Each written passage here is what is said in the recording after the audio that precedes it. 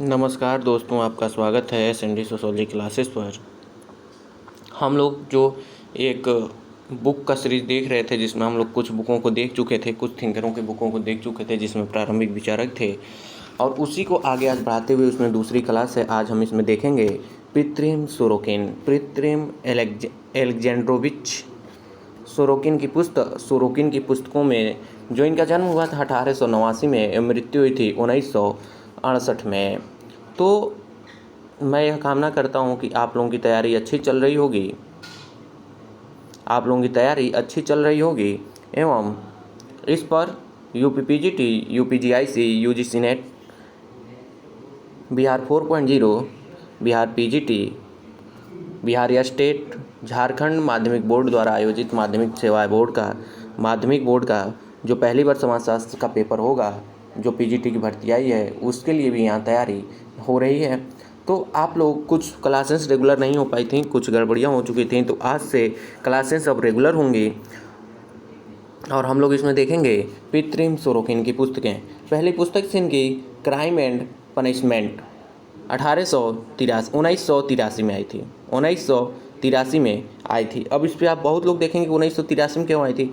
तो क्या हुआ था, मान लीजिए जैसे कोई पुस्तक है और इन्होंने दे दिया पब्लिकेशन के लिए, और पब्लिशर पब्लिश नहीं कर पाया, उससे पहले इनकी मृत्यु हो गई, तो बाद में आई, तो इसलिए वह 1983 में आई थी। दूसरी पुस्तक थी द सोशोलॉजी ऑफ रिवोल्यूशन, 1925 में आई। दूसरी पुस्तक है इसमें सोशल एंड कल्चरल डायनामिक्स, 1937 में इनकी पुस्तक आई। और डेट के साथ आप लोग बुक को याद रखिए, क्योंकि क्रोनोलॉजी लगाने के लिए आता है। अगली पुस्तक है चौथी the crisis of our age, 1941। अगली पुस्तक है एलिमेंट्स ऑफ सोशोलॉजी, 1919। छठी पुस्तक है सिस्टम ऑफ सोशोलॉजी, 1920 से 21 में आई थी। आगे इनका हम और पुस्तकें देखते हैं। इनकी ज़्यादा पुस्तकें हैं, तो इस कुछ पुस्तकें ऐसी हैं जो हमेशा पूछी जाती हैं, अभी मैं बता रहा हूँ। जैसे अगली पुस्तक है, 7वीं पुस्तक थी सोशल मोबिलिटी, 1927। उसके बाद इसमें सामाजिक स्तरीकरण का सिद्धांत इन्होंने दिया था। सबसे पहले सामाजिक स्तरीकरण सिद्धांत की बात इन्होंने की थी, एवं उसी को एक पुस्तक के रूप में भी 1927 में इन्होंने प्रकाशित किया था। अगली पुस्तक इनको कंटेम्प्रोरी सोशोलॉजिकल थियरी, 1928। नवा पुस्तक है man and society in calamity, 1942। अगली पुस्तक है social culture casualty space time, 1945। इस स्पेस टाइम अगर गिडेंस में भी आए तो आप लोग परेशान मत होइएगा, चाहे गलती मत कीजिएगा। गिडेंस स्पेस और टाइम के बारे में बात करते हैं, न कि उन्होंने पुस्तक लिखा था। आगे हम देखते हैं, अगली पुस्तक है 11वीं पुस्तक है सोसाइटी कल्चर एंड पर्सनैलिटी, 1947। अगली पुस्तक है 12वीं रिकंस्ट्रक्शन ऑफ ह्यूमैनिटी, 1948। 13वीं पुस्तक है इनकी एल्ट्रुइस्टिक लव, 1951 इनकी पुस्तक थी। और इसमें 2-3 पुस्तकें इनकी हैं, fads and foibles in modern sociology, 1956। 15वीं पुस्तक थी द अमेरिकन सेक्स रिवोल्यूशन, 1957। 16वीं पुस्तक थी पावर एंड मोरालिटी, 1959 में। और 17वीं पुस्तक थी सोशोलॉजिकल थियरी ऑफ टुडे, 1966। तो इन्होंने कुल अपने कार्यकाल में 17 पुस्तकें लिखी थी। 17 पुस्तकें इन्होंने लिखी थी, जिसमें इनकी कुछ इंपॉर्टेंट बुक है, मैं बता रहा हूँ। इसमें पहली इंपॉर्टेंट इनकी बुक है क्राइम एंड पनिशमेंट, यह पुस्तक बहुत आती है। दूसरा है द सोशोलॉजी ऑफ रिवोल्यूशन। तीसरा है सोशल एंड कल्चरल डायनामिक्स। 5वां है the crisis of our age. छठी इनकी पुस्तक जो आती है वो है सोशल मोबिलिटी। 7वीं पुस्तक contemporary sociological theory, man and society in calamity, ये भी पुस्तक पूछी गई है आज तक। अभी सोसाइटी कल्चर एंड पर्सनैलिटी, 1947 से भी पुस्तक आई है। उसके बाद अगला इनके पुस्तक जो ज़्यादा ज़रूरत है वह है, यह एक पुस्तक है सोशोलॉजिकल थियरी ऑफ टुडे, 1966। यह पुस्तकें जो हमेशा किसी न किसी एग्जाम में आती रही हैं। इसी के साथ अब हम लोग इसी से संबंधित क्या करेंगे, कुछ एक सीरीज और अब चलेगी 2 दिन में, उसमें हम लोग देखेंगे कुछ महत्वपूर्ण अवधारणा एवं उनके लेखक एवं उनके प्रतिपादक, कुछ महत्वपूर्ण अवधारणा एवं उनके कुछ प्रमुख प्रतिपादक, इसको हम लोग देखेंगे। अब अगला हम देखते हैं, अगले जो थिंकर हैं, अगले जो समाज वैज्ञानिक हैं, उनका नाम है टालकाट पार्सन्स। टालकाट पार्सन्स, जो पार्सन्स हैं वह प्रकारवादी समाजशास्त्री हैं, यह प्रकारवादी समाजशास्त्री हैं। तो इनकी कुछ अवधारणाएं हैं, जब अवधारणाओं की क्लास लगाई जाएगी तो उसमें बस अवधारणा और उनके लेखकों का भी नाम, लेखों का ही, उनके प्रतिपादकों के बारे में ही बस बताया जाएगा। आज हम पुस्तक देख रहे हैं, कुछ थिंकर हैं उनके, हम पुस्तकों को बस देख रहे हैं, और अवधारणाओं का जब देखेंगे तो आप प्रत्येक थिंकर की कुछ अवधारणाओं को हम लोग जरूर देखेंगे। जिसमें पहली पुस्तक इनकी the structure of social action 1937, यह पुस्तक बहुत पूछी गई है, यह पुस्तक बहुत पूछी गई है।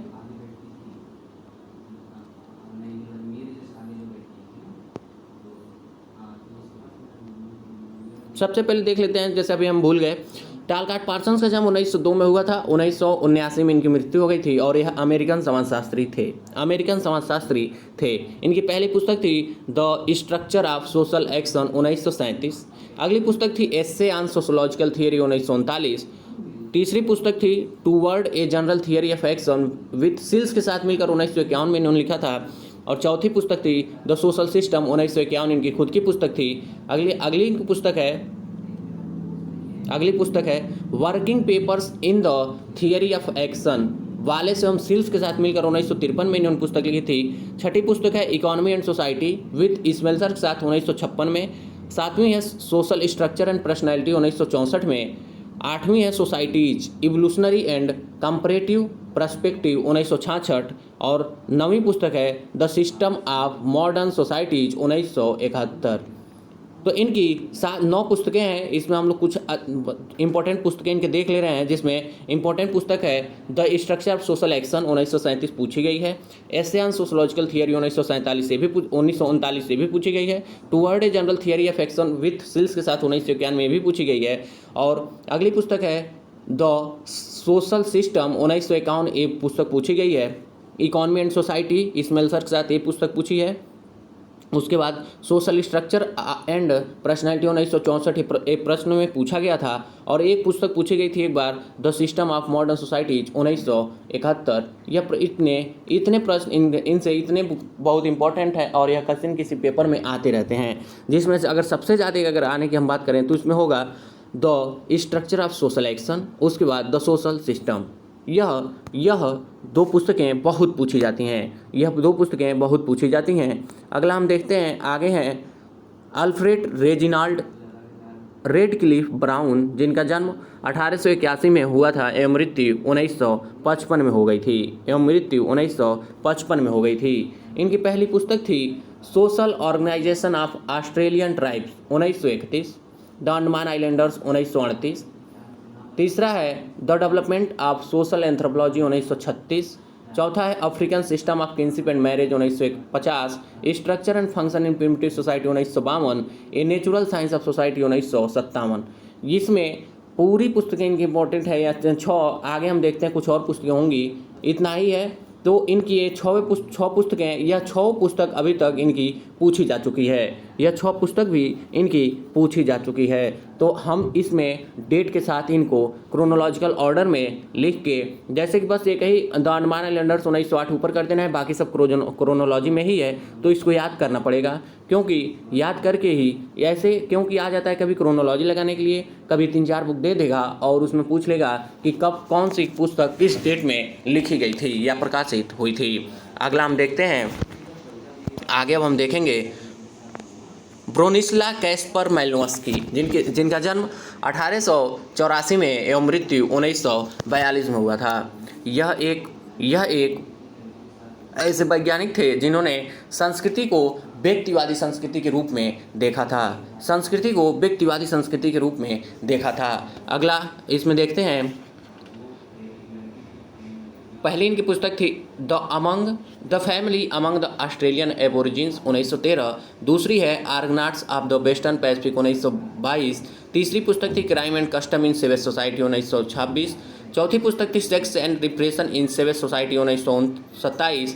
अगली पुस्तक देखते हैं इसमें, इनकी अगली पुस्तक थी the sexual life of savage 1929, coral garden and their magic 1935, a scientific theory of culture 1944, freedom and civilization 1944, the dynamics of cultural change 1945, magic science and religion and other essays 1948 और एक लास्ट पुस्तक थी इनकी, वह पुस्तक है a diary in the strict sense of the term 1957, जिसमें से ऊपर की 10 पुस्तकें यह पूछी गई हैं। अभी तक यह 10 पुस्तकें पूछी गई हैं।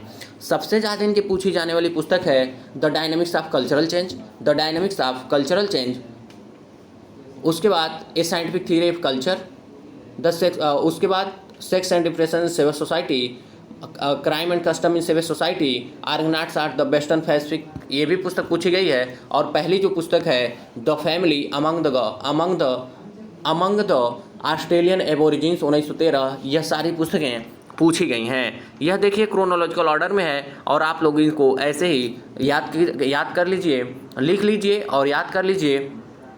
अगर कमेंट में कोई कह देगा तो मैं उसे कमेंट में अगर कोई बता दे तो मैं उसे यह पीडीएफ भी भेज दूंगा, क्योंकि एक साथ एकदम लिखा लिखाया आपको मिल जाएगा। आप इसको प्रिंट करवाइए और पढ़ के याद कर जाइए। हम अगला इसमें देखते हैं राधा कमल मुखर्जी, एक भारतीय समाजशास्त्री हैं। इन्होंने 2-3 अवधारणाएं दी थी जो बहुत प्रचलित हुई। पहला इनका था मूल्यों का सिद्धांत, जो इन्होंने दिया था विश्व प्रचलित इनका वह सिद्धांत है और उसी सिद्धांत की वजह से इनको पूरे विश्व में एक समाजशास्त्री के तौर पर जाना जाता है। हम इनका देखते हैं, इनका जन्म हुआ था 1889 में और मृत्यु हुई थी 1968 में। अगला प्रश्न हम इसमें देखते हैं, पहला इनका जो पुस्तक था वह था the foundation of Indian economics 1916। दूसरी पुस्तक थी डेमोक्रेसीज ऑफ द ईस्ट 1923। तीसरी पुस्तक थी रीजनल वैलेंस ऑफ मैन 1938। चौथी थी मैन एंड हिज हैबिटेशन 1940। पांचवी पुस्तक थी इंडियन वर्किंग क्लास 1945। छठी थी द स्ट्रक्चर ऑफ वैल्यू 1949। यह पुस्तक बहुत पूछी जाती है। अगली इनकी पुस्तक है intercaste tension 1951, A city in transition 1952। Lucknow शहर के अध्ययन पर इन्होंने एक पुस्तक लिखा था। अगली पुस्तक है the philosophy of social science 1960, the dimension of human values 1964 और 11वीं पुस्तक है द डायनामिक्स ऑफ मोरल्स 1951। तो इसमें हम देखते हैं, इसमें अभी आगे इनकी कुछ और पुस्तकें हैं तो हम इसमें देख लेते हैं इम्पोर्टेंट, इस पेज पर इम्पोर्टेंट बुक्स कौन सी हैं इनकी। तो पहली इसमें बुक है वह है the dimension of human values, पहली है। दूसरा है द स्ट्रक्चर ऑफ वैल्यूज। तीसरी है पुस्तक इनकी Indian working class, man and his habitation. यह पूछा था UPSC असिस्टेंट प्रोफेसर 2021 का जो पेपर हुआ था उसमें मेरे ख्याल में लास्ट प्रश्न जो था यही प्रश्न था। लास्ट प्रश्न कुछ सेट में जो अलग अलग सेट होते हैं, तो शायद डी जो सेट था उसमें लास्ट प्रश्न मैन एंड हिज हैबिटेशन 1940 की पुस्तक थी। अगली पुस्तक है डेमोक्रेसीज ऑफ द ईस्ट। यह पुस्तक पूछी गई है सबसे ज़्यादा बार, अगर जो पुस्तक इनकी पूछी जाती है वह है the foundation of Indian economics 1916। इसी पर इन्होंने PhD की उपाधि धारण की थी। आगे इनके हम देखते हैं, इन्होंने अपने लाइफ में 25 पुस्तकें लिखी थी और कम से कम 200 आर्टिकल्स इन्होंने छपवाए थे। पत्रिकाओं में इन्होंने 200 से ज़्यादा आर्टिकल छपवाए थे। अगला प्रश्न इसमें अगली पुस्तक इनकी देखते हैं the sickness of civilization 1964, the district town in transition 1964। यह गोरखपुर शहर के अध्ययन पर था। इन्होंने 2 शहरों का अध्ययन किया था, लखनऊ और गोरखपुर का। अगली 14वीं पुस्तक थी द फिलॉसफी ऑफ मैन 1966। यह पुस्तक आई है। 15वीं है the song of the self supreme 1971, the oneness of Mankind 1965। यह पुस्तक पूछी गई है। The symbolic life of man 1965 और लास्ट पुस्तक है the dimension of human value. इस पुस्तक को हम लोग देख चुके हैं शायद, नहीं, the dimension of human values हम देख सकें 64 में। हम 2 बार इस पुस्तक को लिख लिए हैं। चलिए कोई बात नहीं। तो यह पुस्तकें आप याद करके और ऐसे ही क्रमवाइज लिखिए और उसे याद करके रखिए, क्योंकि कई बार क्या होता है, एक प्रश्न ऐसे पूछता है नेट में, तो अक्सर ऐसे ही प्रश्न आते हैं कि आप उनका क्रोनोलॉजी लगाइए, आप उनका क्रोनोलॉजी लगाइए। आगे हम देखते हैं अगले जो थिंकर हैं, अगले जो समाज वैज्ञानिक हैं, उसमें हम देखेंगे मर्टन को, उसमें हम देखेंगे रॉबर्ट किंग मर्टन को। रॉबर्ट किंग मर्टन, इनका जन्म 1910 में एवं मृत्यु 1990 में हुई थी और यह एक अमेरिकी समाज वैज्ञानिक हैं। इनकी पहली पुस्तक थी science technology and society in 17th century England 1938। दूसरी पुस्तक थी इनकी द फोकस्ड इंटरव्यू 1965। कई जगह 1949 में लिख के आएगा, लेकिन 1949 वह उनकी दूसरी पुस्तक थी, वो पुस्तक नहीं थी। तो अगला हम देखते हैं, अगली इनकी तीसरी पुस्तक है social theory and social structure. यह 3 वॉल्यूम में छपी थी 1949, 1957 और 1968 में। चौथी पुस्तक है contemporary social problems with Nisbet के साथ, 1961 में लिखा था। On the shoulders of giants 1963, 1965 और अगली पुस्तक दी द सोशोलॉजी ऑफ साइंस 1973 और सोशल स्ट्रक्चर एंड एनोमी। इस पुस्तक का मुझे डेट नहीं मिला, मैं ढूंढा था लेकिन इस पुस्तक का मुझे डेट नहीं मिला। अगर किसी को मिल जाए तो मुझे कमेंट जरूर करें, मैं इस पुस्तक का डेट एरर मतलब नीचे पिन कर दूंगा, क्योंकि इसका मुझे मिल नहीं रहा है। तो इसमें इनकी जो पुस्तकें हैं उसमें सबसे इम्पोर्टेंट पुस्तक है वह है the focused interview, social theory and social structure. तो हमको लग रहा है कम से कम 20-30 बार पूछा गया है आज तक। Contemporary social problems with Nisbet के साथ यह पुस्तक कम पूछी जाती है। On the shoulders of giants यह इसलिए पूछी जाती है क्योंकि इसी पुस्तक में इन्होंने सापेक्षिक वंचना का सिद्धांत दिया था, सापेक्षिक वंचना सिद्धांत का इन्होंने प्रयोग किया था। अगली पुस्तक है द सोशोलॉजी ऑफ साइंस, यह पुस्तक पूछी गई है। और the social structure of anomie, ये भी पुस्तक पूछी गई है। सोशल स्ट्रक्चर एंड एनोमी, यह भी पुस्तक पूछी गई है। तो हम यह आशा करते हैं कि आप लोग यह पुस्तकें लिख के याद करेंगे, क्योंकि ऐसे पुस्तकों से प्रश्न बहुत आते हैं। और यूपीपीजीटी में, असिस्टेंट प्रोफेसर में तो बहुत से प्रश्न आते हैं। नेट में इस तरह के प्रश्न नहीं आते हैं, उसमें क्रोनोलॉजी लगाने के लिए आता है और मिलान करने के लिए आता है। 2 तरह से उसमें पुस्तकें पूछी जाती हैं, पुस्तकें उसमें भी पूछी जाती हैं। आगे हम देखते हैं अगला प्रश्न है, अगले जो समाज थिंकर हैं SF नैडल, 1903 में जन्म, मृत्यु 1956 में हुआ था। अपने पूरे जीवन काल में इन्होंने कुछ अच्छे पुस्तकें को लिखी थी। तो पहली पुस्तक थी a black Byzantium the kingdom of Nupe in Nigeria, 1942। इन्होंने नाइजीरिया के नूपे जनजाति का अध्ययन किया था, यह याद रखिएगा। दूसरी पुस्तक थी the foundation of social anthropology, 1951। Nupe religion, 1954 में इन्होंने एक पुस्तक लिखी थी जो उनका धर्म था, नूपे जनजाति के जो इन्होंने अध्ययन किया था उस पर उनके धर्म का भी इन्होंने अध्ययन कर लिया था। Culture and personality A re examination, 1956 इन्होंने एक पुस्तक लिखी थी। The theory of social structure, 1957, यह पुस्तक सबसे ज़्यादा बार पूछी गई है। आगे हम देखते हैं, इसमें इतना ही इनकी पुस्तकें थी, नैडल की ज़्यादा पुस्तकें नहीं, यही 5 पुस्तकें हैं। तो मैं यह आशा करता हूं कि आप लोग यह 5 पुस्तकों का नाम लिख के डेट वाइज याद कर जाएंगे। और सबसे ज़्यादा इनकी पूछे जाने वाली जो पुस्तक का नाम है प्रश्न के रूप में वह है the theory of social structure, 1957। The theory of social structure, 1957, यह प्रश्न सबसे ज़्यादा बार प्रश्न के रूप में इस बुक को पूछा गया है। अगला हम प्रश्न देखते हैं एंथनी गिडेंस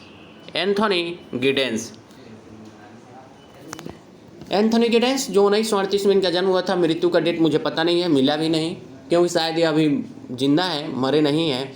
तो इन्होंने पहली पुस्तक लिखी थी। इन्होंने अपने पूरे जीवन काल में, मुझे लग रहा है कि कम से कम, देखिए अभी 12 पुस्तकें तो मैं लिखा है, यानी कि लगभग 20 पुस्तकें लिखे होंगे। तो पहली पुस्तक थी इनकी capitalism and modern social theory, 1971। दूसरी पुस्तक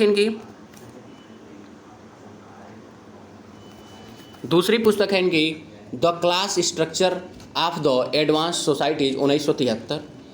तीसरी पुस्तक है the new new rules of sociological method 1976, यह कंट्रोवर्सी में लिखी गई थी, दुर्खिम की पुस्तक थी the rules of sociological method. उसी के अपोजिट यह पुस्तक new rules of sociological method 1976 में यह लिखी गई थी गिडेंस द्वारा।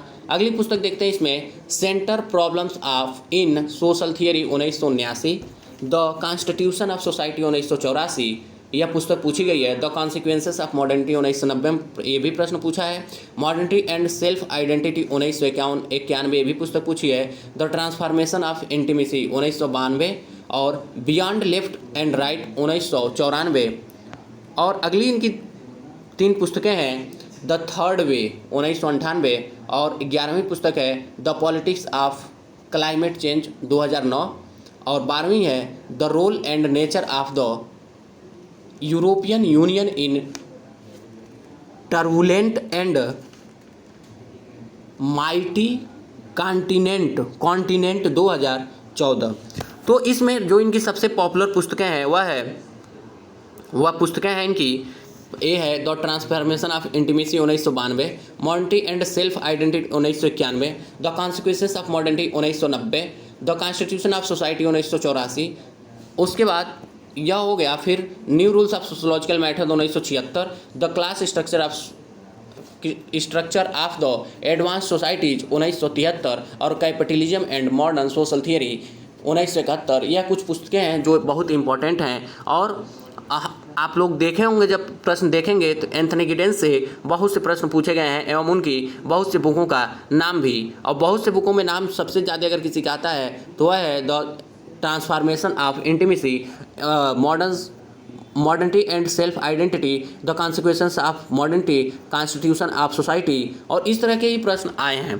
तो ऐसा नहीं है कि जो अब मैं और नहीं बता रहा हूँ ये इंपॉर्टेंट नहीं हो सकता, पूछ ले तो आप लोग उसे भी याद करते चलिएगा। आगे हम देखेंगे सी लेवी स्ट्रॉस को। सी लेवी स्ट्रॉस का जन्म 1908 में और मृत्यु 2009 में हुई